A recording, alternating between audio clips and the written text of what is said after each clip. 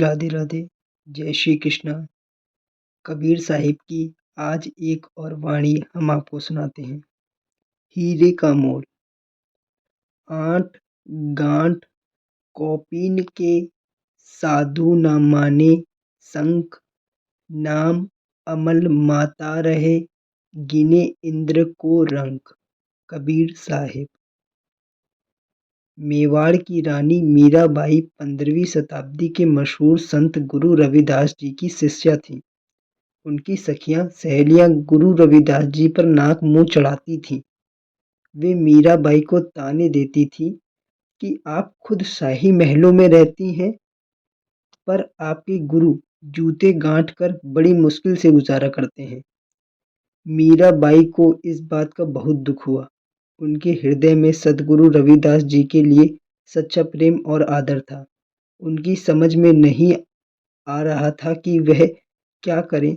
अंत में एक दिन उन्होंने हीरों के डिब्बे में से एक कीमती हीरा निकाला ताकि गुरु रविदास जी को दे सकें, जिसे बेचकर उन्हें काफ़ी धन मिल सकता था। वे हीरा लेकर गुरु रविदास जी के पास चली गईं। उन्होंने माथा टेककर और हाथ बांधकर अर्ज की, गुरुजी, मुझे आपकी गरीबी देखकर बहुत दुख होता है और लोग मुझे ताने देते हैं कि तेरा गुरु इतना गरीब है। आप यह हीरा स्वीकार कर लें और इसको बेचकर सुंदर सा घर बना लें ताकि आप सुख की जिंदगी गुजार सकें। गुरु रविदास जी उसी तरह जूते गांठते हुए बोले, बेटी, मुझे तो कुछ मिला है, कुंठ के पानी और जूते गांठने से मिला है। अगर तुझे लोक लाज का डर है तो घर में बैठकर ही भजन सुमरन कर लिया कर। मेरे पास आने की कोई जरूरत नहीं। यह हीरा मेरे किसी काम का नहीं। चाहे लोग मुझे गरीब समझते हैं, पर मुझे गरीबों में ही आनंद आता है। मेरी स्थिति गरीब है, लेकिन ये मेरे लिए सुविधाजनक है। मुझे दुनिया की किसी नाशवान वस्तु की जरूरत नहीं। मीराबाई हर हालत में गुरु रविदास जी को हीरा देना चाहती थी। वे बहुत देर तक मिन्नतें करती रहीं, पर गुरुजी ने एक न सुनी। अंत में निराश होकर मीराबाई कहने लगी, गुरुजी, मैं हीरा आपकी कुटिया की छत में छोड़ देती हूँ।